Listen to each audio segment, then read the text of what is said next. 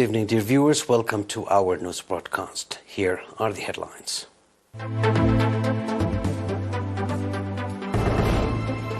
World Day to combat desertification and drought. Financial support towards augmenting Martyrs Trust Fund.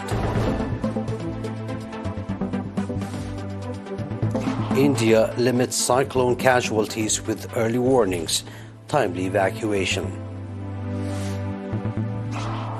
Climate change analysts say world breaks average temperature record in June. In our domestic news, World Day to combat desertification and drought was observed today, 16th of June, at the premises of the Ministry of Agriculture.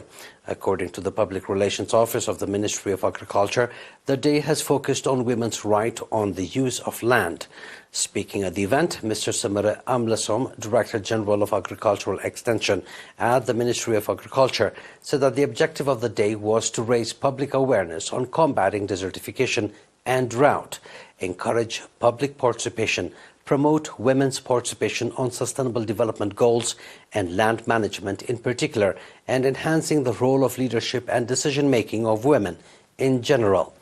Mr. Samara also presented a report focusing on the strong participation of women after independence in the water and soil conservation activities, construction of dams and microdams, developing and expanding smokeless oven, as well as forestation and land reservation.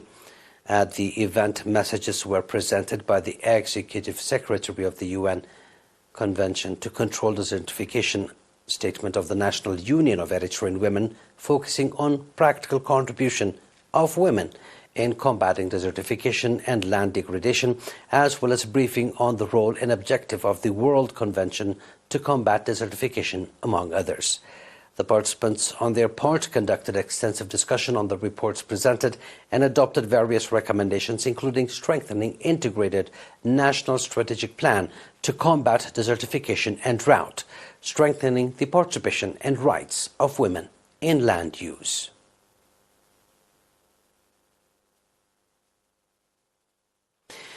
Nationals in various countries extended financial contribution towards augmenting the National Martyrs Trust Fund and in support of families of martyrs. According to reports, nationals in Cincinnati, the U.S., organized under Eritrea, contributed $5,000, National Committee in Calgary, Canada, $16,305, nationals in Toronto, $12,882, members of Kandel Tube, $12,000, National Committee in Edmonton, $5,492, Hamilton Committee, $7,000, nationals in Kitchen-Waterloo, $5,302, National Holidays Committee in Montreal, $3,665, nationals in Guelph in Wellington, $1,160, Eritrean Community in London, Ontario, $630, and National Committee in Winnipeg, $7,000 towards augmenting the National Martyrs Trust Fund. In the same vein, Sanat Group in Germany contributed €2,000. National Committee in Wuppertal and its environs, €2,000. National Committee in Frankfurt, €8,000. National Committee in Kassel and its environs, €1,551. National Committee in Stuttgart and its environs, €3,985, and nationals in Düsseldorf, €3,400 towards augmenting the National Martyrs Trust Fund. Similarly, Eritrean nationals residing in various countries grouped under Hidri Alana Kainedfra contributed $3,600, Eritrean women in Forenheim, €4,500, nationals in Berlin, nationals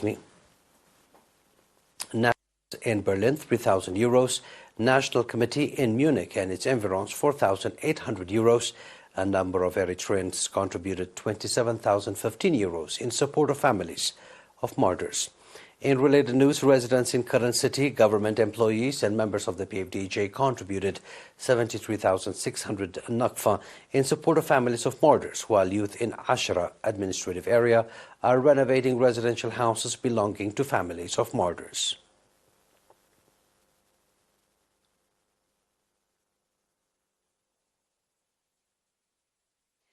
Staff members of the Ministry of Finance and National Development, Defense Forces Training Center, and students of College of Business and Social Science, as well as residents of various administrations, conducted popular campaigns in relation with 20th June, Martyrs Day. According to reports, the popular campaign, in which over 500 staff members of the Ministry of Finance and National Development took part, focused on water and soil conservation as well as planting tree seedlings. The staff members of the Defense Forces Training Center also conducted popular campaign at the Martyrs Park, located in Arba'at Smara. The students of College of Business and Social Science and government employees in Adghayah conducted cleaning campaign in Adghayah Martyr Cemetery, as well as water and soil conservation activities. The residents of 4 administrative areas in Adghayah subzone also conducted environmental sanitation activities on 13th and 14th of June. Likewise, staff members of our Ambarbab Share Company, students of Orota College of Science, and members of Harad Transportation Company also conducted water and soil conservation activities in My Dimnet area and its surroundings. Members of the Ministry of Information and the PFDJ in the Central Region organized various cultural and artistic programs in memory of martyrs.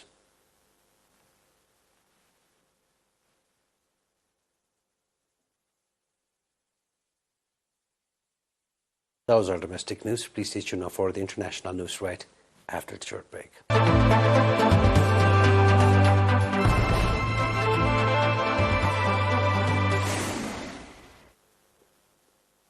Early warnings, accurate identification of vulnerable areas, and timely evacuations helped India to avert major casualties from cyclone Biparjoy, which battered the west coast near Pakistan late on Thursday. Authorities have said Biparjoy, which means calamity in Bengali, hit the state of Gujarat with speeds of up to 125 kilometers per hour, blowing roofs off houses and uprooting trees and electricity poles. In 1998, a major storm in Gujarat killed about 4,000 people, according to local media, while in 2021, close to 100 people died in an extremely severe cyclone named Tuktai.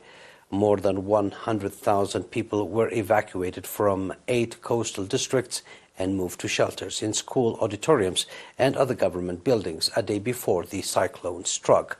Authorities also suspended fishing, shut schools, and closed beaches. Many offshore oil installations and major ports suspended operations days earlier, while the death toll was low. More than 5,100 electricity poles were toppled, disrupting power supply to over 4,600 villagers. Global mean surface air temperatures for the first days of June 2023 were the highest in the ERi-5 data record for early June by a substantial margin, weather analysts stated, noting that some of the data go back as far as 1950. Temperatures have since dipped, but experts say the short surge in early June marked a new global heat record for the month and indicates more extreme ahead as the planet enters an El Niño phase that could last years. Experts report that the start of June saw global surface air temperatures rise 1.5 degrees Celsius above pre-industrial levels for the first time. According to experts, as the global mean temperature continues to rise and more frequently exceed the 1.5 degrees Celsius limit, the cumulative effects of the extremities will become increasingly serious and must be carefully monitored. They also announced that the expectation in 2024 will be even warmer than 2023 as El Niño continues to develop. And the UN says on Thursday the world is racing towards a climate change disaster, describing the global response as woefully inadequate.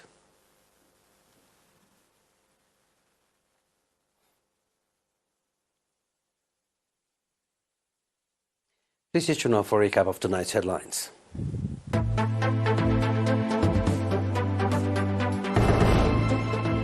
World Day to combat desertification and drought. Financial support towards augmenting Martyrs Trust Fund.